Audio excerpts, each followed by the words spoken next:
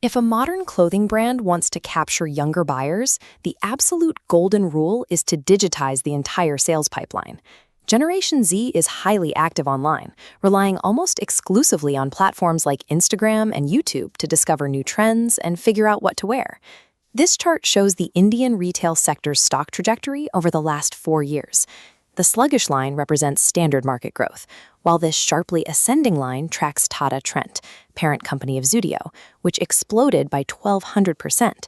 But despite building their entire business around the most internet-native demographic in history, Zudio refuses to sell a single piece of clothing online. While their competitors spend hundreds of millions of dollars building e-commerce apps and shipping infrastructure, this completely offline brand is actively taking their market share. Zudio's growth suggests that the online or nothing approach isn't the only path to scale. It demonstrates that the industry's heavy focus on e-commerce has left opportunities for companies willing to prioritize physical infrastructure. To understand why this works, we have to look past where younger buyers scroll and look at where they actually live. 8 out of 10 Gen Z consumers in India reside outside major metropolitan hubs, in Tier 2 and Tier 3 cities. Living away from the biggest cities does not diminish their desire to stand out. They want affordable, highly trendy options just as much as someone living in the center of a major metro. The trap of trying to sell budget fashion to this demographic through an app is a quiet metric known as the return rate. In Indian e-commerce, it is highly common for 40% of all shipped clothing to be sent right back to the seller.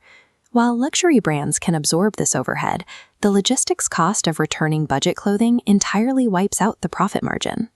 Zudio bypassed this trap by intentionally sticking to physical stores.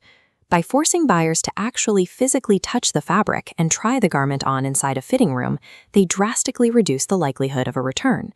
For a company selling low-cost apparel, rejecting e-commerce is a strict mathematical necessity to protect unit economics. The retail industry has another stubborn rule. You must open lavish flagship stores in prestigious neighborhoods to build brand cachet. These maps show the distribution of Zudio's retail locations in Delhi and Mumbai. Notice the stark, empty void in the southern regions of both cities. There is a complete absence of Zudio stores in both South Delhi and South Bombay. These specific zones contain the wealthiest, most affluent zip codes in the entire country. Zudio's logic is hyper-pragmatic. The ultra-rich demographic living in these areas does not care about budget fast fashion, making premium rent payments an utter waste of capital. Many competitor brands bleed money on expensive leases in these areas purely for the sake of having an address in a posh locality.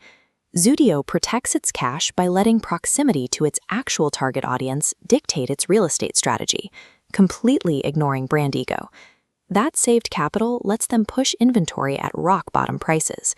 You can find t-shirts for 200 rupees, shoes for 500, and jeans for 700. In a market where the average 18 to 24-year-old earns less than 6,000 rupees, affordability is a strict necessity. Major competitors like Shopper Stop or Reliance Trends generally act as aggregators. They buy other brands' clothing and resell it on their own racks. Zudio operates on a private label model. They design, manufacture, and sell 100% of their own products.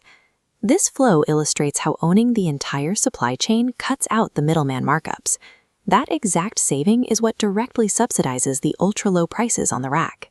Total control over the value chain is the only structural way a business can deliver extreme affordability while actually making a profit.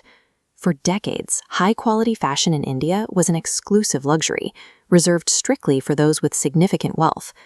Tata Trent is changing that through a broader corporate pincer movement, utilizing Zudio alongside their sister brand, Westside. While Zudio secures the budget-conscious youth, Westside expands into Tier 2 cities to capture the growing aspirations of the middle class. Both brands are generating massive financial returns by deliberately targeting the physical markets that shiny, internet-obsessed fashion labels ignore. Zudio's success highlights that standard business playbooks are only effective if they align with the actual economic habits of your specific buyer. Explosive growth is rarely achieved by trying to sell everything to everyone. It happens when you identify one highly specific customer profile and ruthlessly align every single operational rule to serve only them.